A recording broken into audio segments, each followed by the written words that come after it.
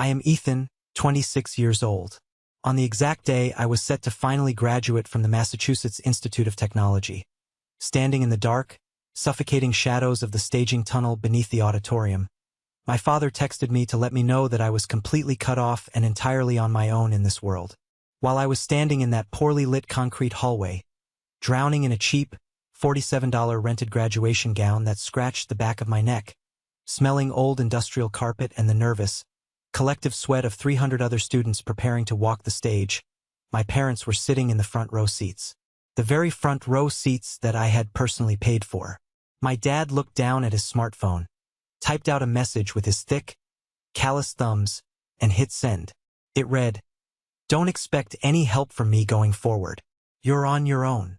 He then looked up toward the staging area, found the camera feeding the live monitor, and smiled. He was practically laughing at my supposed financial ruin in front of 2,000 people. But there was something he didn't know.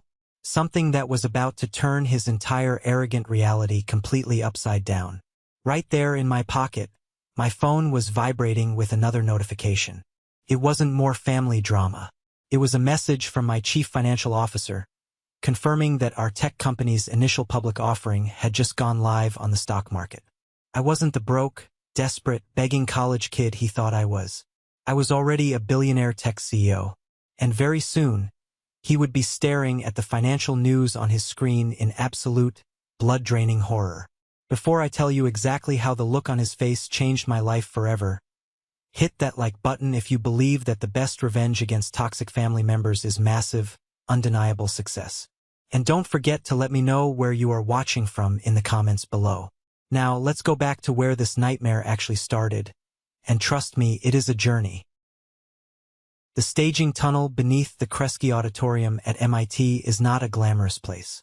It is a long, dimly lit corridor that smells permanently like damp cinder blocks, stale coffee, and the intense anxiety of exhausted 20-somethings who haven't slept properly in 4 years. I was shifting my weight in stiff dress shoes that were aggressively digging into my heels. The black fabric of my robe was heavy and unbreathable, clinging to my back in the stifling heat. All around me, my classmates were buzzing with chaotic energy. They were adjusting their square caps, practicing their handshakes with imaginary deans, and waving frantically at their families up in the bleachers. They were texting their parents, taking selfies, vibrating with the kind of pure, unadulterated joy that comes from knowing you have a safety net waiting to catch you when you walk out those doors. My family was out there too. They had flown into Boston from New Jersey the night before.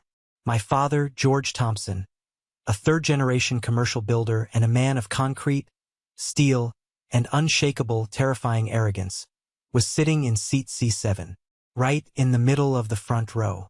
Beside him sat my mother, Eleanor, wearing her usual polite, perfectly painted smile and her expensive pearls.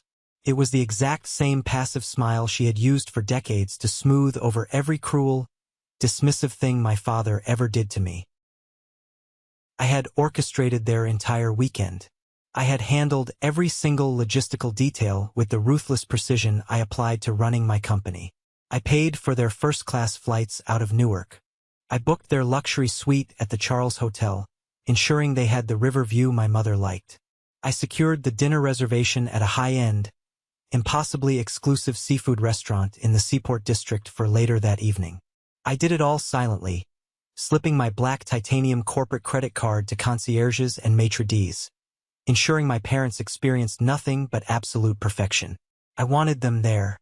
I needed them there, because for 6 long, agonizing years, I had been an absolute ghost to them.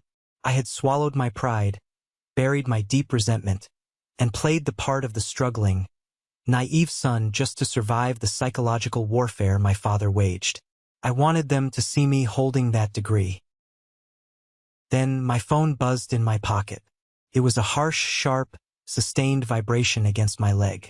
I pulled it out, assuming it was a logistical update from the restaurant confirming our private table, or maybe a quick text from a friend congratulating me on making it to the finish line. Instead, my father's name lit up the harsh blue screen. I stared at the display, the brightness stinging my tired eyes. Below his contact name were 11 words that hit me like a physical punch to the sternum. Don't expect any help from me going forward. You're on your own. I read it twice. Then I read it a third time, the letters blurring together, trying to make sure the dimly lit tunnel wasn't playing tricks on my eyes. The graduate standing next to me, a tall guy from the mechanical engineering department whose name I couldn't even remember, bumped my shoulder and leaned in. He asked if I was all right. I must have made a sound. Something involuntary. Something that scraped its way up from the very bottom of my throat, like a wounded animal. Fine, I said, my voice eerily calm, devoid of any inflection. I'm perfectly fine. My hands were not shaking. I want to be very precise about that for anyone listening who has ever dealt with a narcissistic parent. Over the past 6 years, I had built an internal emotional architecture so rigid, so cold and unyielding, that a lesser version of me would have shattered right there on the thin industrial carpet. I had learned how to hold myself together in boardrooms with ruthless billionaires, in windowless basement offices at 3 in the morning, and in the face of absolute soul-crushing rejection. A text message from a man who never bothered to understand me was not going to break me. But behind my ribs, in the space where my heart was beating a frantic rhythm, something had gone completely, terrifyingly quiet. The last shred of hope I had that he might finally respect me just evaporated into the damp air. I looked up at the live feed monitor mounted on the cinderblock wall of the tunnel.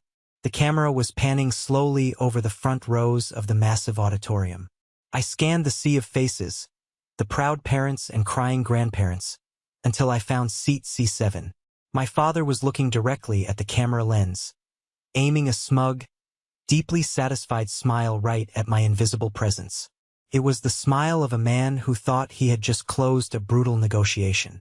It was the exact look he gave independent contractors right before he slashed their invoices and threatened to bankrupt them.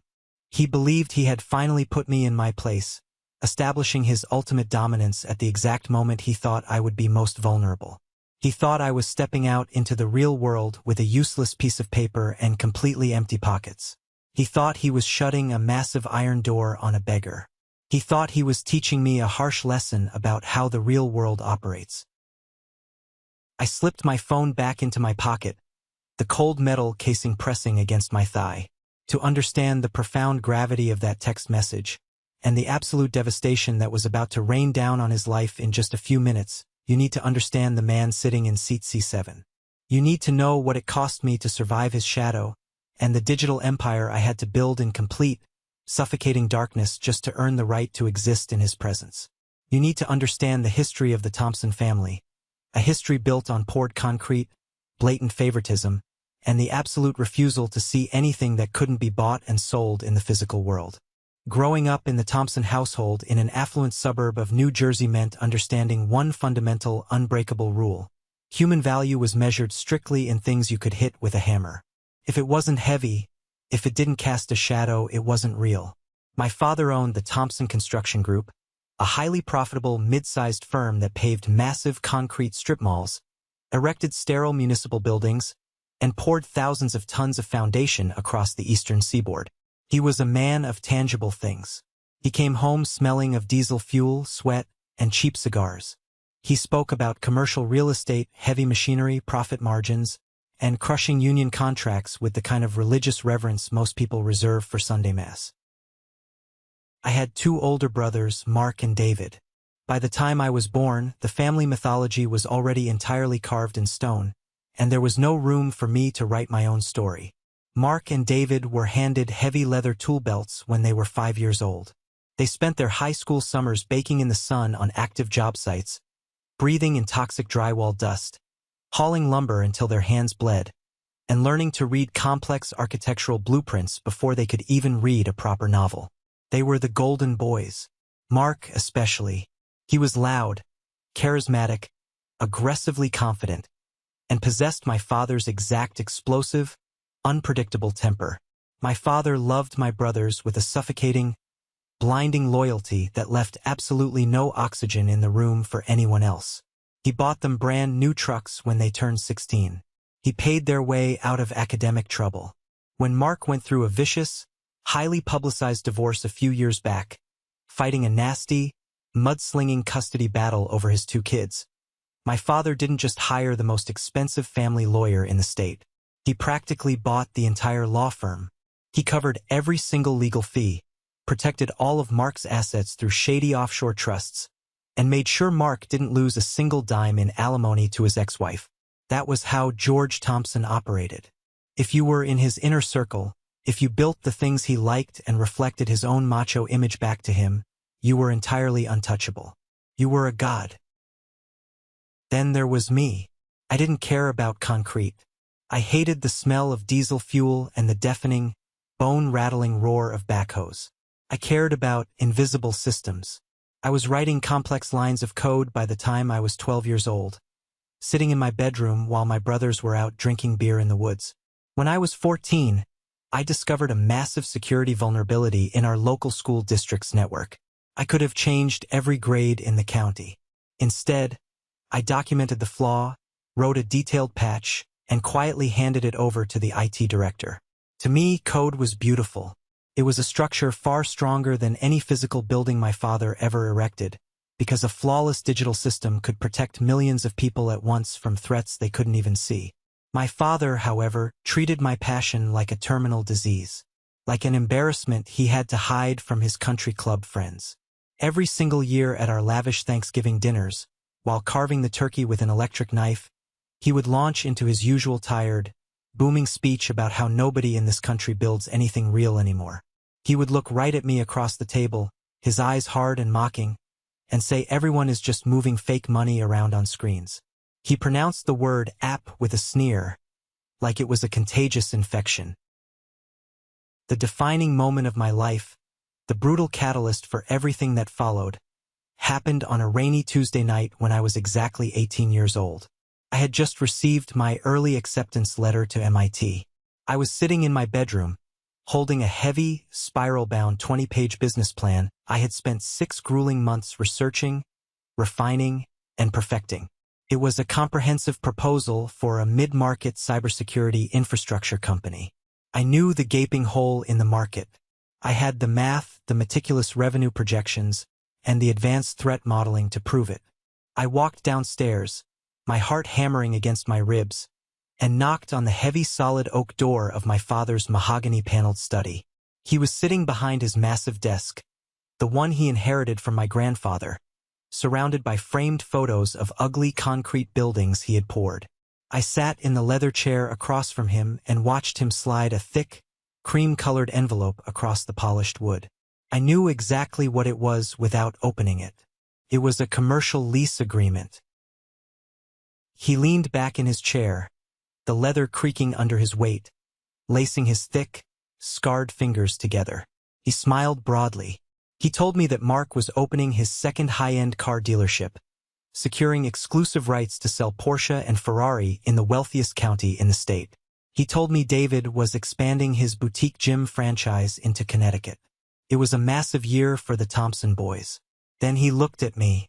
The pride vanished from his eyes instantly, replaced by a gaze so incredibly patronizing it made my skin crawl. He said my brothers were going to need someone smart to handle their books, someone they could trust completely on the financial side to make sure nobody was skimming off the top. He was offering me a starting salary to be their glorified, subservient accountant. He wanted me to sit in a back office and count the money they made. I didn't touch the envelope. Instead, I reached into my backpack, pulled out my 20-page business plan, and set it squarely on his desk, right on top of his precious lease agreement. I took a deep breath and explained my vision. I told him about the massive vulnerability in corporate networks, about how mid-sized companies were going to be bleeding millions of dollars to ransomware in the coming decade because they couldn't afford enterprise-level security. I asked him for an initial seed investment, not a handout, an investment with a clear equity stake, an amount equivalent to what he paid for Mark's divorce lawyer in a single solitary month. My father didn't even open the binder. He didn't look at a single page. He placed his heavy, calloused hand flat on top of my hard work, silencing it completely. He looked at me with eyes full of devastating pity. "Ethan," he said, Using that soft, dangerously calm tone he reserved for dealing with irrational clients or people he deemed utterly pathetic. Tech is a bubble. It's fake. These things come and go. There are 1,000 massive companies doing that computer stuff already. Companies with real resources. You cannot compete. I am offering you a real job. The desk will always be waiting for you at Mark's dealership. But if you walk out that door to chase a childish fantasy, do not expect a single red cent from me. Your college fund will go directly to Mark's new showroom. The inheritance, the family real estate portfolio, everything goes to the boys who build real things. Make your choice. He thought the threat of losing his money would break me. He thought the sheer weight of his financial power would force me to bow my head, take the pathetic salary, and spend the rest of my life auditing my brother's inventory of luxury cars. I stood up. I took my business plan off his desk, shoved it back in my bag, and walked out of the room without saying a word. My mother was standing in the hallway outside the study. She looked away, staring at the baseboards, completely refusing to make eye contact. Her silence was louder and far more painful than his threats. She was choosing his money over her son. I left for Boston 3 months later with nothing but a cheap laptop, a suitcase of clothes, and a heart full of freezing rage. MIT was brutal. I wasn't an elite student with a massive safety net and a trust fund paying for my meals. I was entirely self-funded, grinding through complex engineering courses while drowning in constant, suffocating financial anxiety. There was a terrible stretch during my sophomore year where an administrative reprocessing error left my tuition payment short by $300. I was too proud to call home and beg. I ate nothing but instant ramen for 12 consecutive days. I worked weekend double shifts at a greasy diner in Cambridge, clearing tables and scrubbing floors until my hands cracked and bled from the industrial dish soap. Every Sunday, right around noon, my father would call. It was a ritual of pure psychological warfare. He would spend 20 minutes bragging about Mark selling a customized Lamborghini to a pro athlete, or about David's soaring membership profits. Then, right before hanging up, he would casually ask, "How is the little computer project going, Ethan? Still playing on the screens in your dorm?" I would bite the inside of my cheek until I tasted copper. "It's going fine, Dad. I'm fine." I used his mockery as fuel. I stopped sleeping. I turned my cramped dorm room into a bunker. The anger inside me became a sharp, cold instrument. I was building Data Halo, an adaptive threat detection platform specifically architected to protect the exact mid-market companies my father did business with. But I knew building the code wasn't enough. I needed capital. I needed the world to see it. And that meant stepping out into a storm that almost broke me permanently. The reality of pitching a complex tech startup as an unknown, exhausted 20-year-old is a special kind of agonizing humiliation. You walk into massive glass conference rooms carrying your entire soul, your life's work, in a PowerPoint slide deck, and you watch wealthy, arrogant men check their luxury watches while you speak. I took my prototype to venture capital firms all over Boston. I took 10 meetings in 8 grueling months.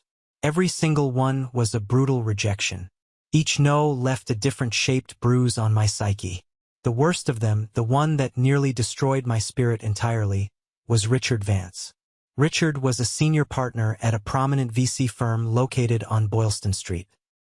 He had perfectly styled silver hair, a permanent tan from wintering in Cabo, and an ego that entered the room 5 full minutes before he did.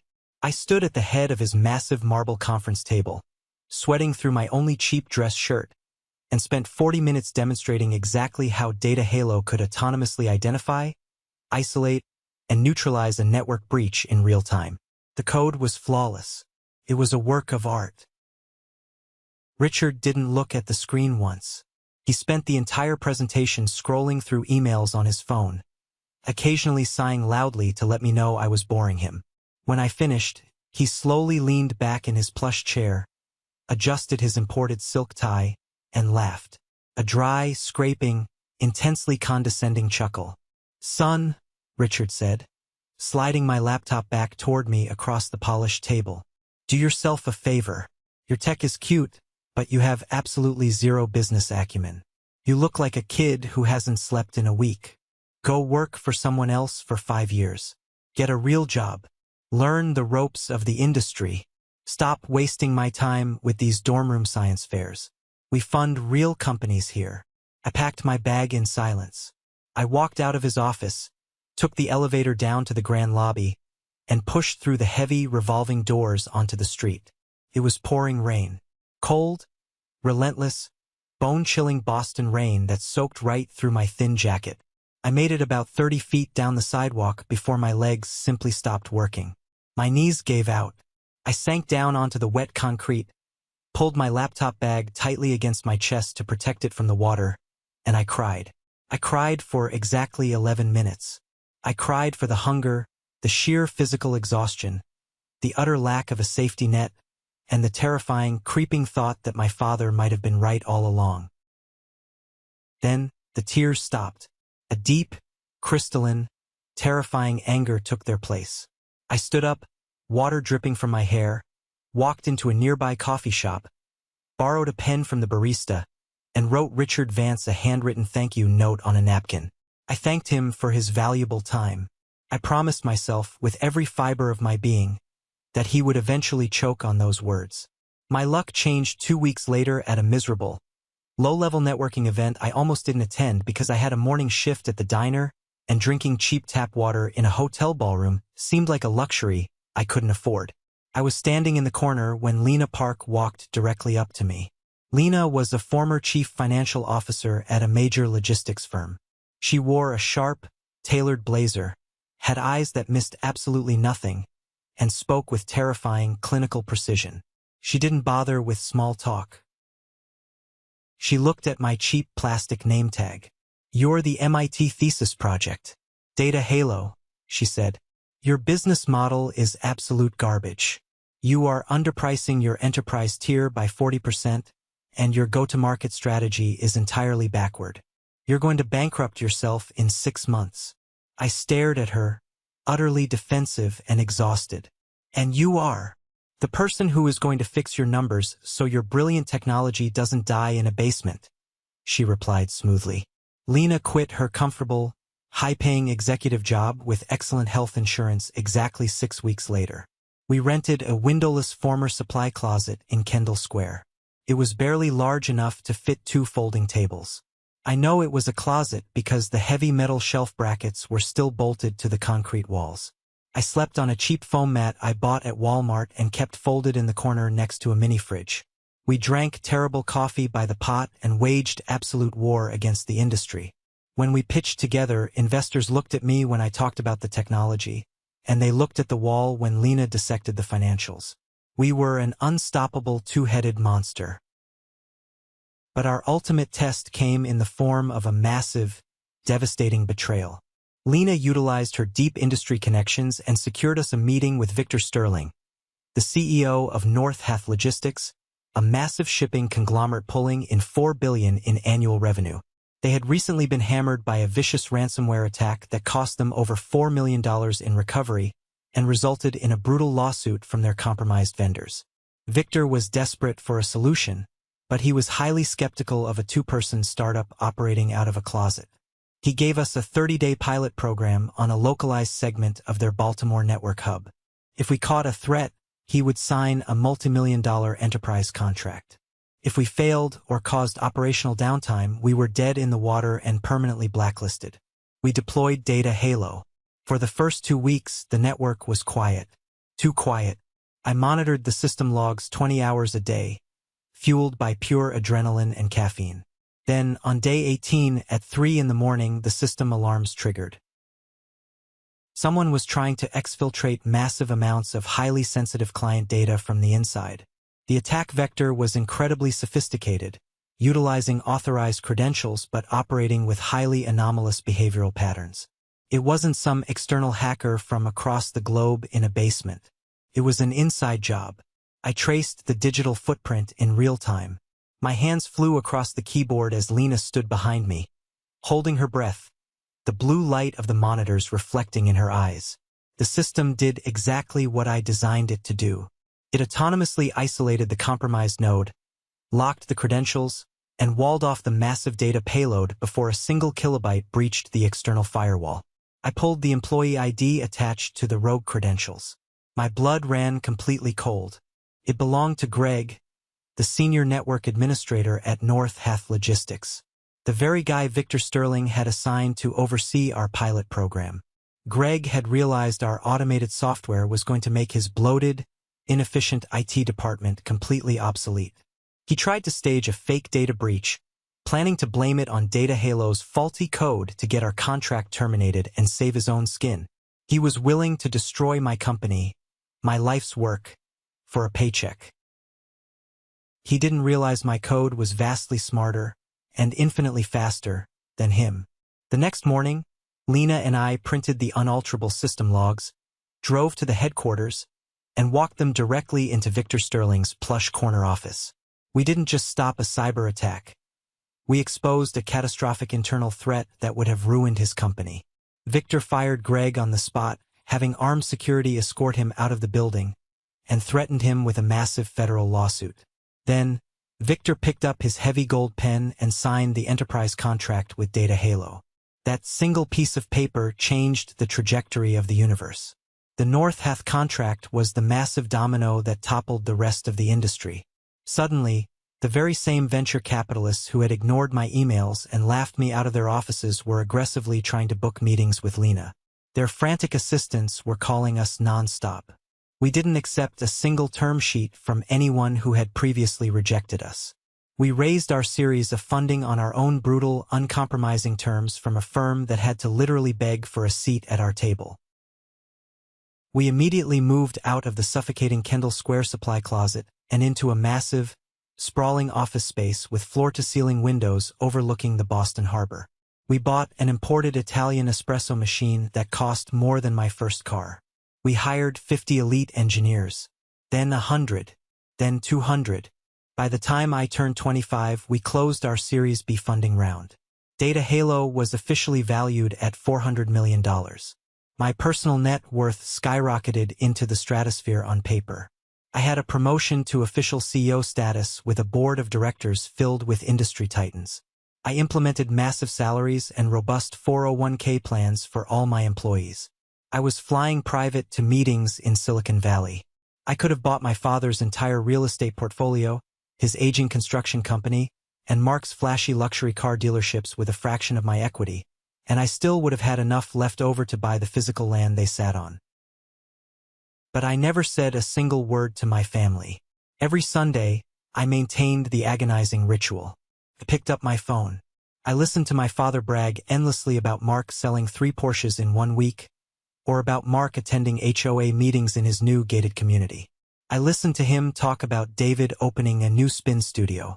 I listened to him complain bitterly about union strikes, the cost of lumber, and how the world was going to hell because nobody wanted to do hard labor anymore.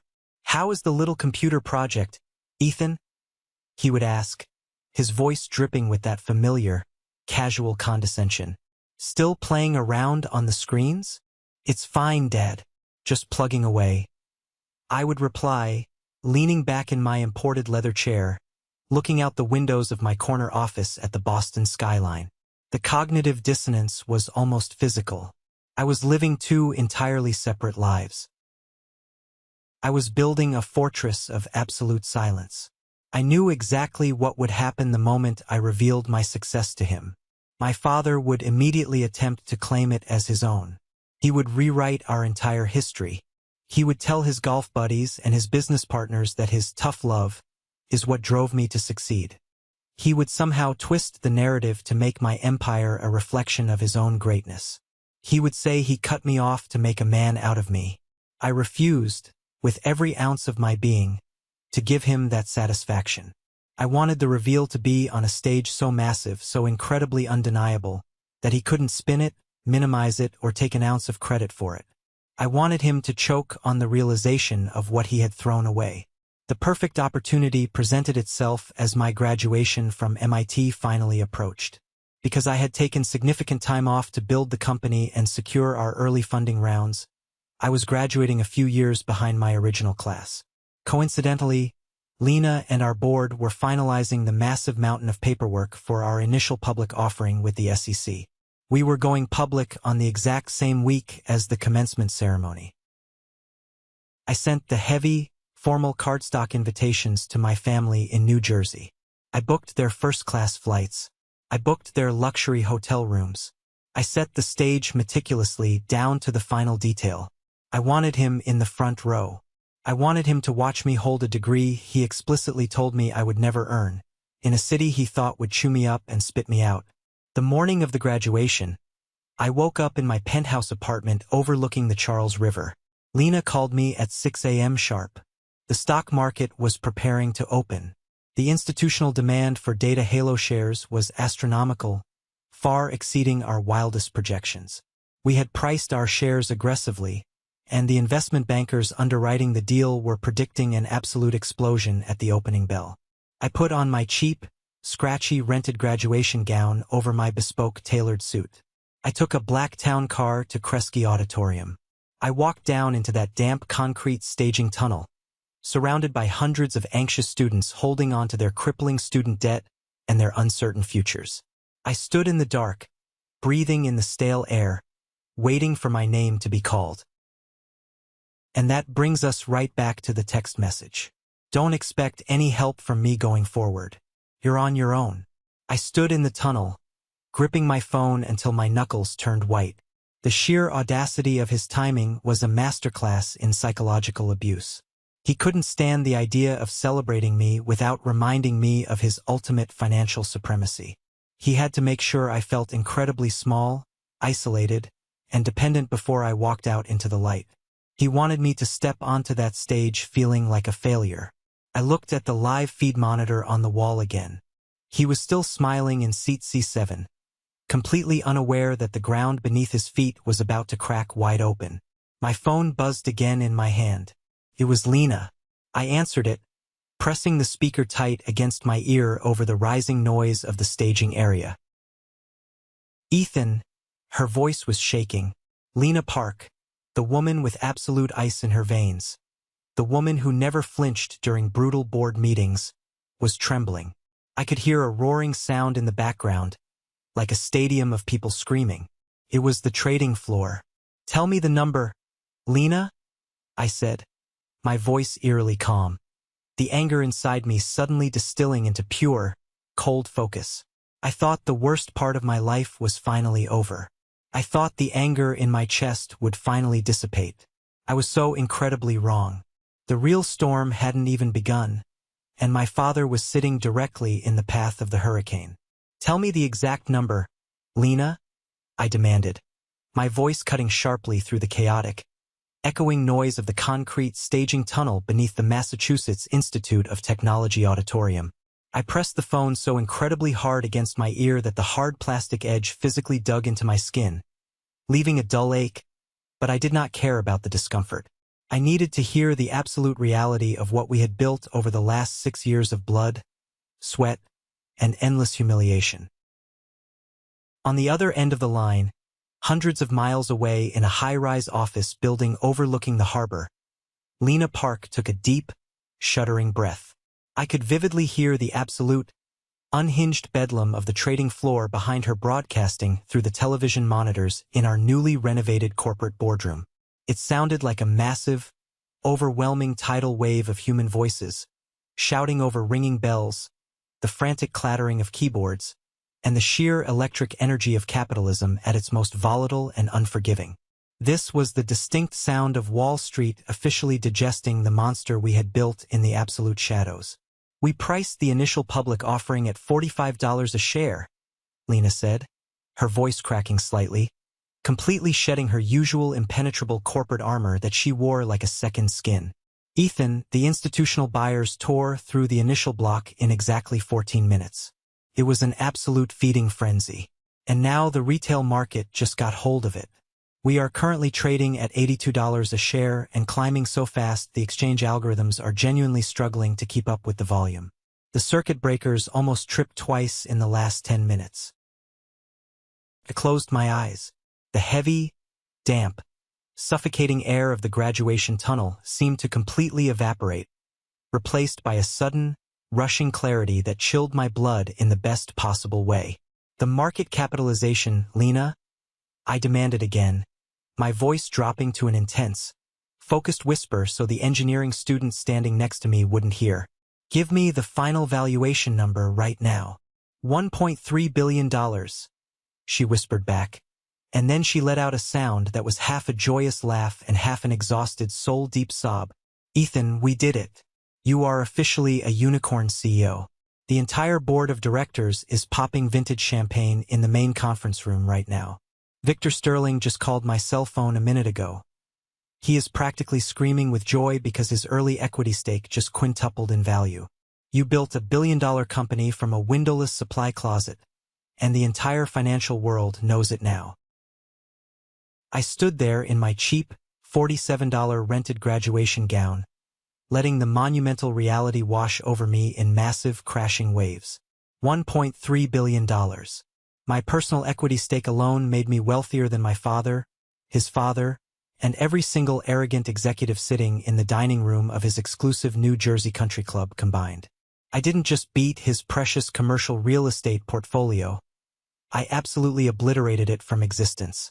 I have to go get my diploma now, I said, a genuine, unburdened, completely liberated smile finally breaking across my face for the first time in 6 excruciating years. Go? Lena laughed, the sound bright, fierce, and full of triumph. Go take your victory lap, Ethan. I will see you at headquarters tomorrow morning. We have a massive global empire to run.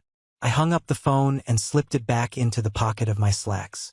My fingertips brushed against the cold glass screen, right where my father's cruel, dismissive text message still sat unread in my notification center.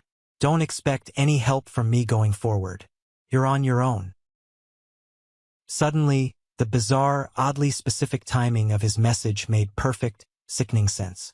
It wasn't just a random act of cruelty on my graduation day. It wasn't just him being his usual arrogant, emotionally stunted self. It was a highly calculated, preemptive strike. It was a psychological trap set by a man who had been fed a steady diet of toxic lies by his own deeply dysfunctional family, and who needed to assert his absolute financial dominance before I could supposedly ask him for a favor. You see, a few weeks prior to graduation, I had received a frantic, tearful phone call from Sarah, my older brother Mark's current wife. Sarah was a quiet, highly observant woman, a very reluctant witness to the Thompson family madness. She was terrified of my father's explosive temper and completely exhausted by Mark's endless drama regarding his ex-wife. But she had always possessed a shred of basic human decency that the rest of them entirely lacked. Sarah had locked herself in her master bathroom to call me, whispering frantically so Mark wouldn't hear her over the loud volume of the television in the living room. She warned me that my middle brother, David, the self-proclaimed peacemaker of the family, had been running a vicious, calculated smear campaign behind my back for months. David, whose boutique gym franchise was quietly hemorrhaging money and facing a massive, impending lawsuit from a former equipment vendor, desperately needed a distraction to keep my father's dangerous anger directed elsewhere. So David completely fabricated a story out of thin air. He told my father during a Sunday dinner that my little computer project had completely collapsed.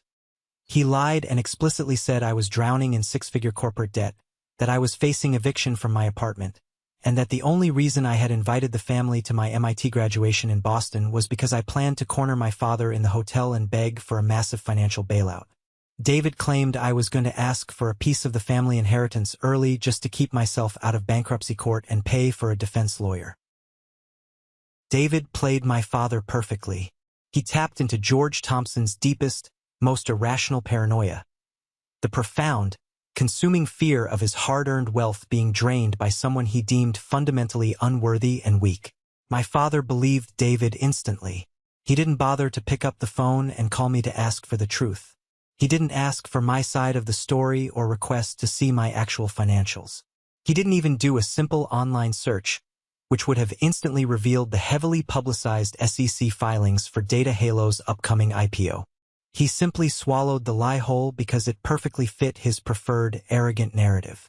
It confirmed his deep-seated bias that the tech industry was a massive scam and that I was a pathetic failure who should have just taken the humiliating, low-level accounting salary at Mark's car dealership when he offered it years ago. So, my father formulated a ruthless, punishing plan. He accepted the expensive, first-class flights I bought him without a single word of gratitude. He slept comfortably in the luxury hotel suite I paid for. He sat proudly in the front-row seat I reserved for him.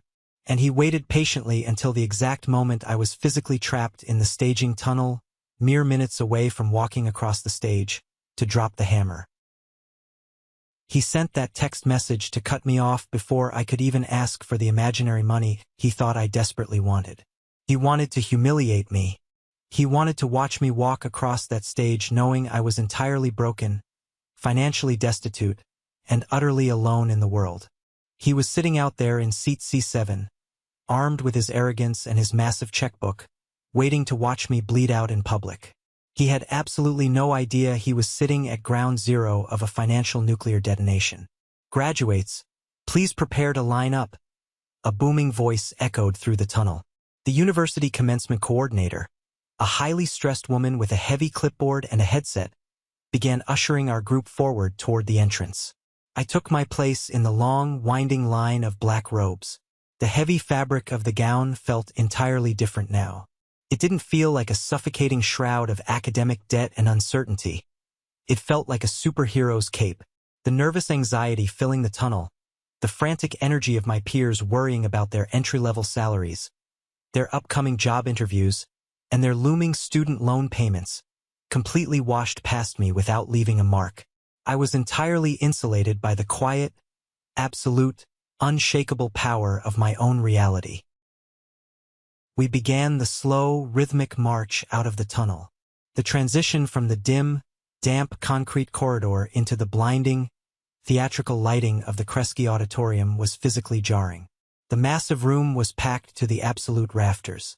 2,000 people, anxious parents, weeping grandparents, distinguished faculty members, and a local Boston News crew doing a live segment on the graduating class, were packed into the bleachers and floor seats.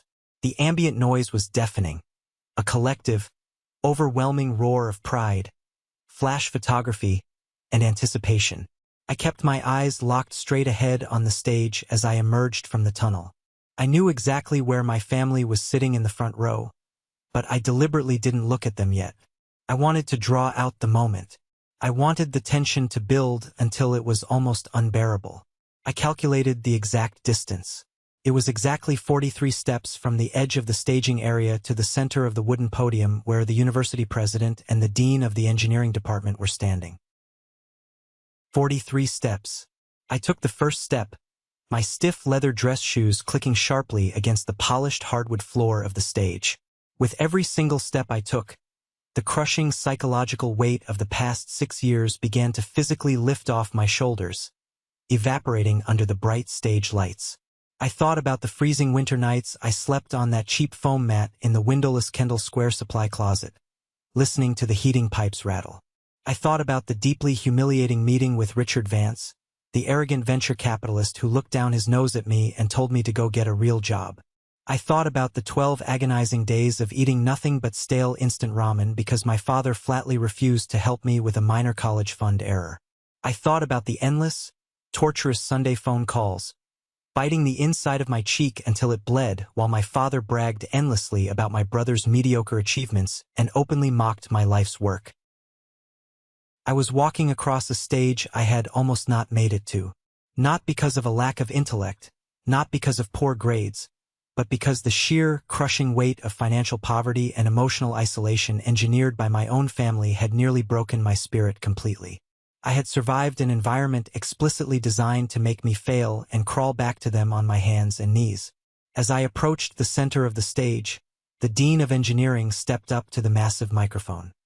He was a distinguished, intimidating man with silver hair and 30 years of tenure at the university.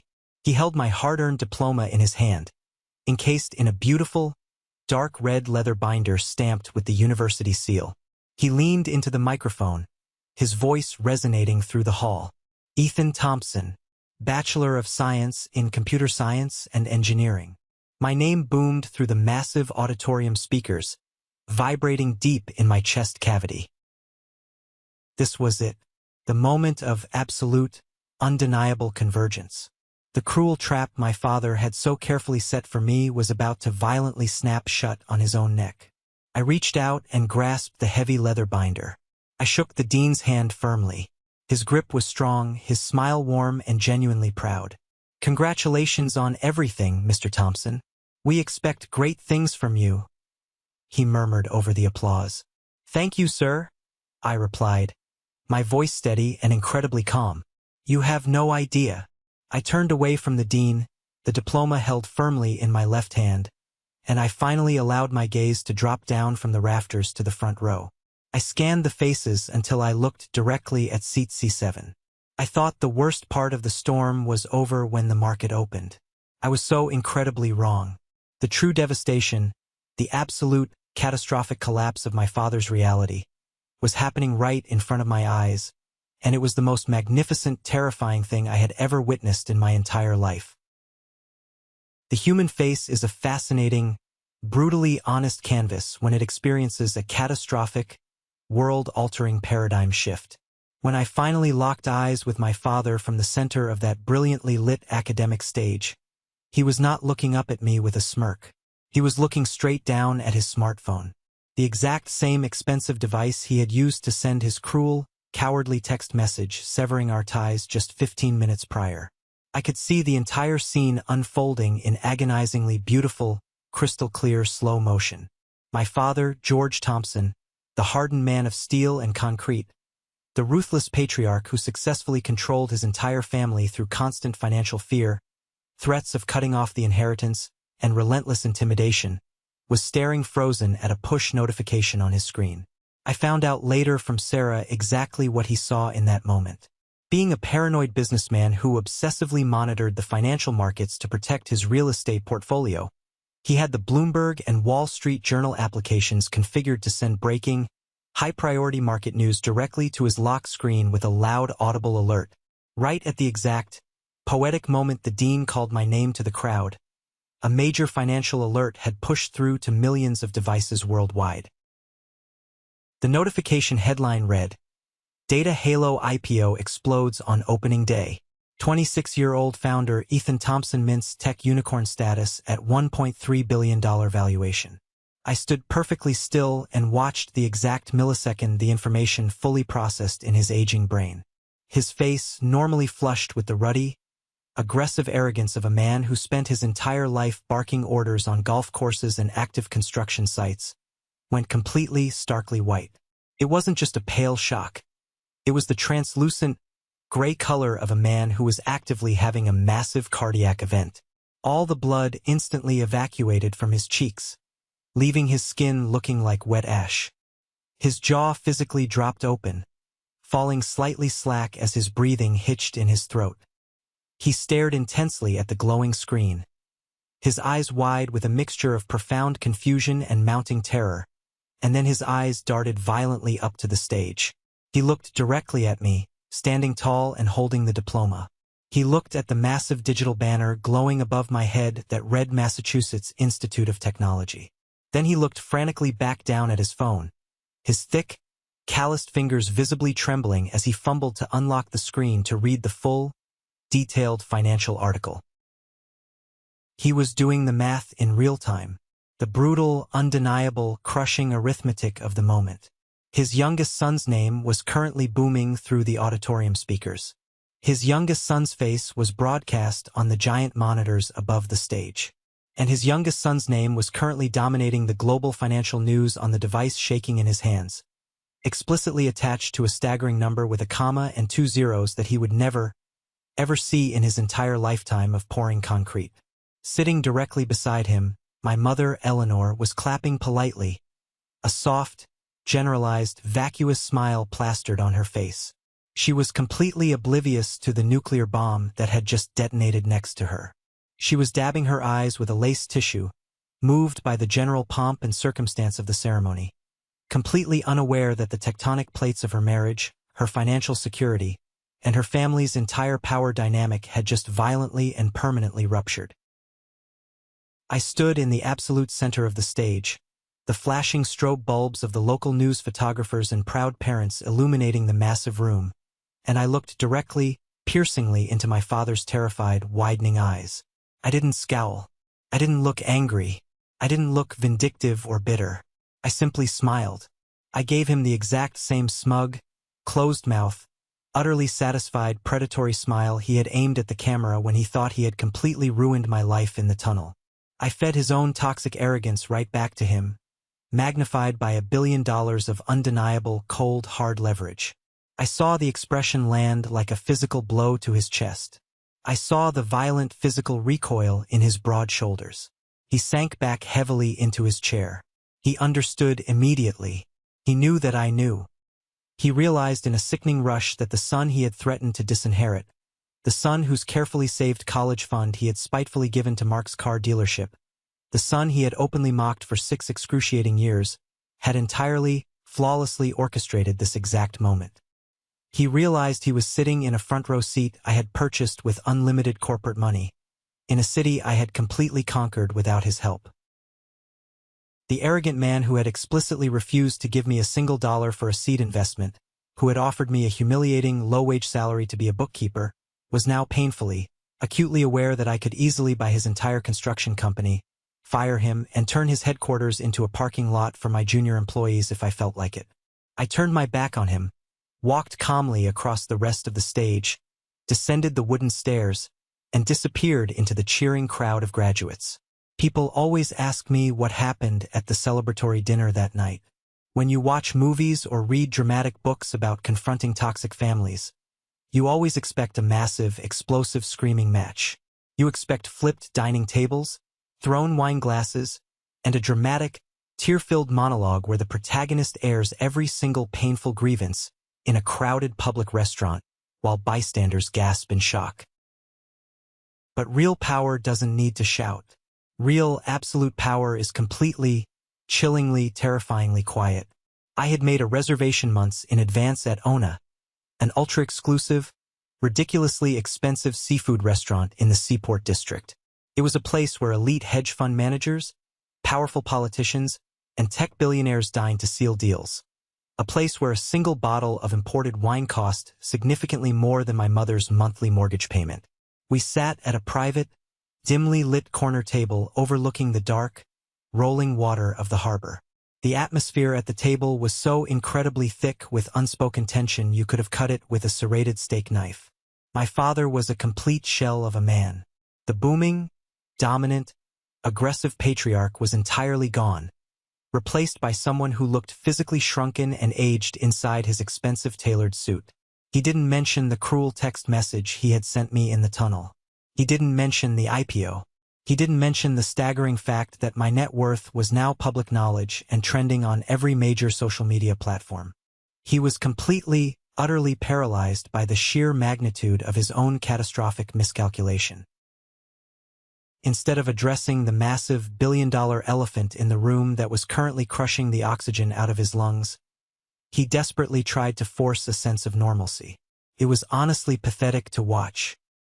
He picked up his heavy silver fork, took a small bite of his pan-seared Chilean sea bass, and started talking, loudly and far too rapidly, about Mark's miserable life. So, Mark finally finalized the custody agreement with the lawyer last week. My father blustered, staring fixedly at his expensive plate, absolutely refusing to lift his head and meet my eyes. Cost an absolute fortune in legal fees, let me tell you, but the kids are safe with him. And his new showroom is pulling in incredible retail numbers. We're actually looking at acquiring a new piece of commercial real estate off the main highway to handle the overflow inventory. The zoning laws are a nightmare, but I know the mayor. He was desperately clinging to his old, rusty weapons. He was trying to reassert his dominance by reminding me of the real business world, the world of concrete, cars, lawsuits, and political favors, the tangible things he understood. He was trying to pretend that my massive digital empire didn't exist, hoping if he ignored it, the reality would magically go away. My mother, finally sensing the unnatural, vibrating terror radiating from her husband, nervously chimed in. talking rapidly about the upcoming landscaping committee vote at their local HOA and how the neighbors were complaining about the oak trees. I didn't say a single word. I just sat there in my bespoke suit, slowly eating my perfectly cooked meal, perfectly composed, watching them perform their desperate, transparent little play. I let the silence stretch out, heavy, dark, and suffocating. Every time my father paused for breath, expecting me to jump in, the silence crushed him a little more. He was terrified. He was waiting for me to gloat. He was waiting for me to viciously attack him so he could immediately play the victim, so he could jump up and call me an ungrateful, arrogant kid who forgot where he came from. I denied him that emotional release. I gave him absolutely nothing to work with. At the end of the excruciating meal, the waiter approached our table with silent professionalism, holding the heavy leather folio containing the final bill. The total was easily over $2,000. Before the waiter could even set it down on the table, my father reached frantically for his wallet, his movements jerky, clumsy, and panicked. He desperately needed to pay. He needed to assert his traditional role as the financial provider. He needed to prove to himself that he was still the boss of the table. "I've got it, George," he muttered, using the third person to pump himself up, pulling out his shiny platinum credit card with a shaking hand. I reached out across the table and placed my hand firmly over his wrist. I didn't grip it hard, but the implied, immovable strength was absolute. He froze instantly, his eyes finally darting up to meet mine. "Put your wallet away, Dad," I said, my voice smooth, quiet, and completely devoid of emotion. I smoothly withdrew a heavy, solid black titanium corporate card from my jacket pocket. A card with absolutely no spending limit, bearing the sleek silver logo of Data Halo, and handed it directly to the waiting waiter. The waiter nodded respectfully, completely ignoring my father's card, and walked away. My father stared blankly at the empty space on the white tablecloth where the bill had been. His hand slowly, defeatedly retreated to his lap. His face did something highly complicated. It was the tortured expression of a proud man who was trying to formulate an apology, but completely lacked the basic emotional vocabulary to do so because he had never authentically apologized a single day in his entire life. "Ethan," he started, his voice cracking, sounding incredibly small. "I didn't know." "Didn't know what exactly?" I asked calmly, picking up my glass and taking a slow sip of my sparkling water. "I didn't know what you were building. I didn't know it was this big, this real." I set my glass down with a soft clink. I looked at him, really looked at him. I looked past the arrogant builder, past the toxic patriarch, and saw exactly what he was. A small, deeply frightened man who was terrified of a changing world he couldn't control. "Yes, you did, Dad," I said quietly, leaning forward slightly across the table, invading his space. "I put the entire comprehensive business plan on your desk 8 years ago. I gave you the math. I gave you the market projections. I showed you the exact threat models. You knew exactly what I was building." He swallowed hard, his Adam's apple bobbing, completely unable to look away from my stare. "You just didn't believe it was real because you couldn't hit it with a hammer?" I continued, my voice entirely devoid of anger, which I think scared him more than anything else in the world. "You chose David's pathetic lies over my reality. You chose to protect Mark's messy divorce instead of funding my future. You made your choices, and you made them very clearly." The waiter returned and handed me the receipt. I signed it with a quick, practiced flourish, leaving a massive tip that probably equaled my father's weekly grocery budget, and stood up from the table. I picked up my tailored suit jacket. "The private black car is waiting outside at the curb to take you back to the hotel," I said, looking down at my parents from my full height. "Your flights home tomorrow are fully paid for. Have a safe trip back to New Jersey." I turned and walked out of the restaurant, leaving them sitting alone in the suffocating silence of their own making. I didn't look back. I stepped out into the cool, crisp Boston night air, the streetlights reflecting beautifully off the dark water of the harbor. For the first time in my entire life, my lungs felt completely clear. The heavy, dark shadow of George Thompson was permanently gone. The public fallout was spectacular, exceptionally swift, and entirely out of my hands. I didn't have to lift a single finger to destroy my father's reputation. The undeniable truth did the heavy lifting for me. Exactly 11 days after the IPO went live and the market stabilized, the Wall Street Journal published a massive, highly anticipated weekend feature piece on the incredible rise of data halo. The prominent journalist assigned to the story, an incredible, relentless woman named Olivia Chun, had spent hours interviewing Lena and me in our new headquarters. The bold headline on the front page of the business section read, "The Billion-Dollar Ghost: How Ethan Thompson Built a Global Tech Empire in Complete Silence." Olivia didn't pull any punches in her reporting. She meticulously outlined the brilliance of our adaptive threat detection platform, detailed our massive, game-changing enterprise contract with Victor Sterling, and painted a brutal, honest picture of our early days sleeping on foam mats in a Kendall Square supply closet. But the specific section of the article that truly set my family's world on fire was paragraph 6. Olivia wrote, "Unlike many of his affluent Silicon Valley peers who lean heavily on established family wealth, trust funds, and generational safety nets to launch their startups, Thompson built his unicorn entirely self-funded from the ground up. Multiple sources confirm he received absolutely zero financial backing from his family's lucrative, multi-million-dollar real estate and commercial construction empire. Instead, the young CEO worked grueling double shifts at a local Cambridge diner to survive, eating instant noodles while writing the complex code that would eventually revolutionize mid-market cybersecurity. When asked about his family's contribution, Thompson declined to comment, stating only that his success was a completely independent venture. She didn't explicitly name my father in the text. She didn't need to. In the tight-knit, gossip-heavy, hyper-competitive world of New Jersey country clubs and commercial real estate developers, absolutely everyone knew exactly who George Thompson was. They knew how he bragged endlessly and obnoxiously about Mark's car dealerships and David's gyms. And now, thanks to the most respected financial publication in the country, they knew he had completely, blindly missed out on the biggest financial success his family line would ever see in 10 lifetimes. The public humiliation for a raging narcissist is a fate infinitely worse than death. My father's carefully constructed, decades-long image of the all-knowing, omnipotent patriarch shattered literally overnight. His wealthy golf buddies, the men he constantly tried to impress with his building contracts, were suddenly cornering him in the locker room, asking him with barely concealed amusement why he didn't invest a few $1,000s in his own son's massive company.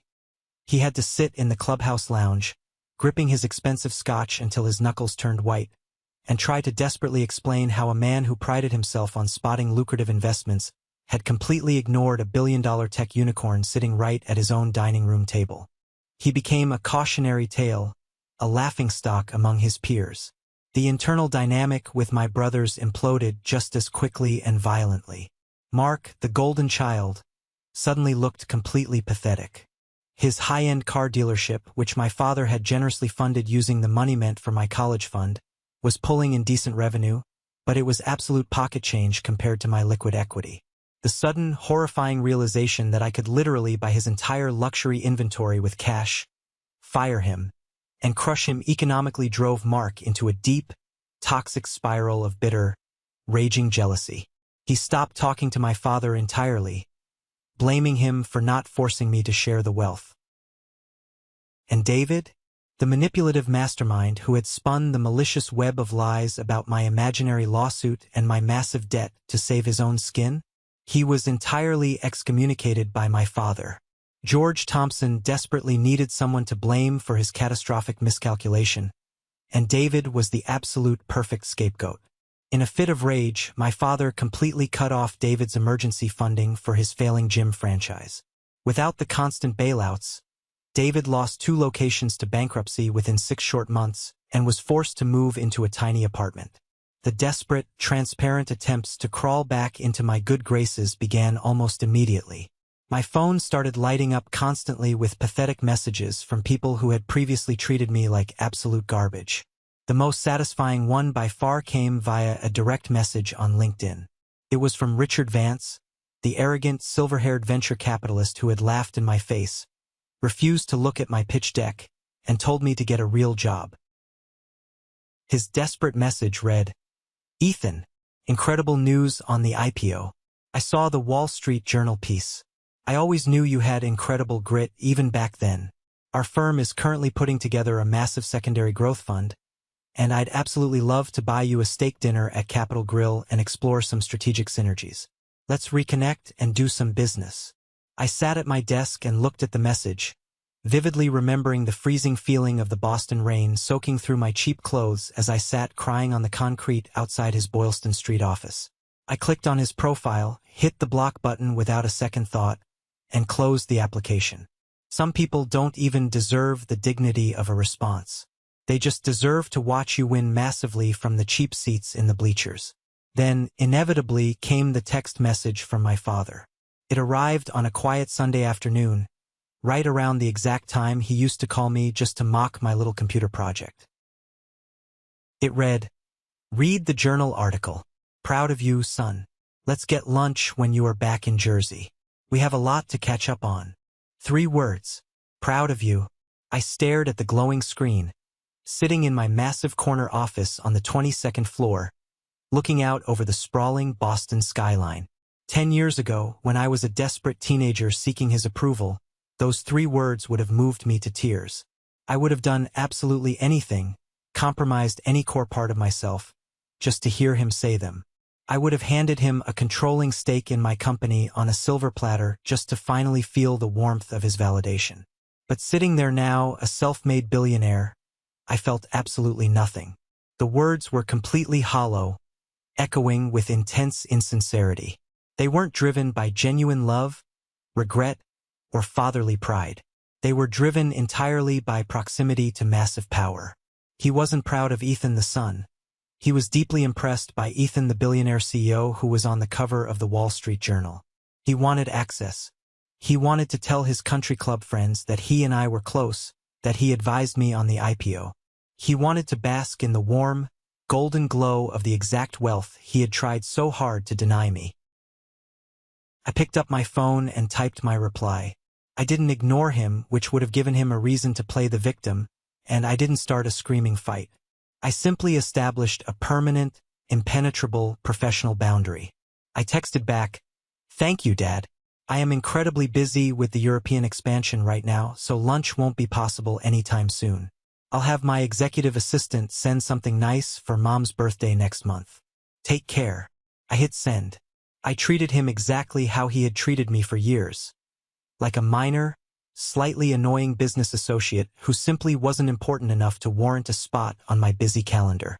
I denied him the one single thing a true narcissist craves far more than money, which is emotional supply. I didn't give him my anger, and I certainly didn't give him my forgiveness. I just gave him my utter, polite, devastatingly professional indifference. That was exactly 3 years ago. Today, Data Halo is a massive, unstoppable global operation. We employ over 800 brilliant people across 3 different continents. We recently acquired a smaller, highly innovative competitor based in Austin, Texas, and our proprietary software currently protects the highly sensitive data of 4 massive Fortune 100 companies. My daily life is filled with intense board meetings, international private flights, and the relentless, thrilling, high-stakes pressure of running a publicly traded technology company. Every time I get a massive promotion or hit a new revenue milestone, I don't seek validation from my blood relatives. Lena Park, my incredible partner, my brilliant CFO, and the only person who believed in me when I had nothing, was recently named one of the most powerful women in global tech finance by Forbes magazine. When the issue hit the stands, I sent a massive, ridiculous arrangement of rare orchids to her corner office with a small, handwritten card that simply read, "Still think my business model is garbage." She immediately texted me back a single word. "Obviously. We are a true family in every sense of the word. A chosen family built on mutual respect, shared trauma, late nights, and the absolute, unwavering refusal to ever accept defeat." As for my biological family, the distance between us is vast, cold, and entirely permanent. I haven't been back to the state of New Jersey for Thanksgiving since the day of my graduation. I do not attend the stuffy country club dinners. I don't answer calls from unfamiliar numbers in their area code. And I absolutely do not engage in the endless, exhausting, toxic drama of Mark's chaotic personal life or David's financial ruins. Honestly, the only time I will probably ever step foot in that town again is for a funeral. I do pay quietly for my mother to go on a luxury cruise twice a year with her friends, because despite her profound cowardice and enabling behavior, I refuse to let her suffer in the miserable environment my father created. But my relationship with my father is permanently reduced to a polite, incredibly tense 10-minute phone call on major holidays. He asks about the company now. He tries to sound knowledgeable.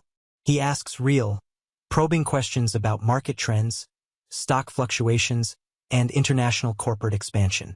He certainly doesn't call it a little computer project anymore. But the massive gap between us can never, ever be bridged. The psychological damage he did in that mahogany study when I was an 18-year-old kid begging for his support, and the sheer cruelty he displayed with that text message in the tunnel when I was 26 proved exactly who he is at his core. You can't unsee that kind of betrayal. People ask me all the time when I give keynote speeches at tech conferences and Ivy League business school seminars what the ultimate secret to my success was. They always want to know the specific coding language I used, or the viral marketing strategy Lena deployed, or the exact legal phrasing I used to close the massive North Half logistics deal. They want a blueprint. But the truth is much darker, much more painful, and much more personal than any business metrics or profit margins. The real secret was the absolute, crushing, terrifying pressure of a closed door. When my father slid that commercial lease agreement across his polished desk and aggressively threatened to take away my inheritance, my college fund, and my entire family safety net, he genuinely thought he was destroying my options. He thought he was forcing my hand and breaking my spirit. He intended that text message in the staging tunnel to be the final, devastating nail in the coffin of my self-worth. Don't expect any help. You're on your own. He was right. I was completely on my own. But he severely, catastrophically underestimated what a desperate, intelligent person is capable of when they have absolutely nothing left to lose and everything in the world to prove. To anyone listening to this story right now who is currently suffocating under the heavy, unbearable weight of a toxic family dynamic. To anyone who is constantly being told by their parents or siblings that their dreams are childish, that they aren't smart enough, or that they are the problem child simply because they refuse to conform to a sick, dysfunctional system. Hear me right now and hear me clearly. You do not need their money. You do not need their conditional love. You do not need their validation. And you absolutely do not need to fight for a seat at a table where you are constantly being served disrespect and humiliation. The greatest inheritance you can ever possibly receive from a toxic parent is the stark realization that you have to build your own empire from scratch. The anger you feel right now, the sheer, burning, agonizing injustice of being constantly overlooked, mocked, and minimized by the exact people who are supposed to protect and nurture you. Do not let it destroy you. Do not let it turn you bitter and small. Harness it. Let it sharpen your focus until it cuts through solid glass. Use it as fuel to stay up later, work harder, and build something so massive, so incredibly, undeniably real, that they are permanently forced to stand in its shadow. When you finally walk across your own stage, whatever that looks like for you in your life, and you look down at the people who tried their hardest to break you, do not scream. Do not beg for their apology. Do not ask for their understanding.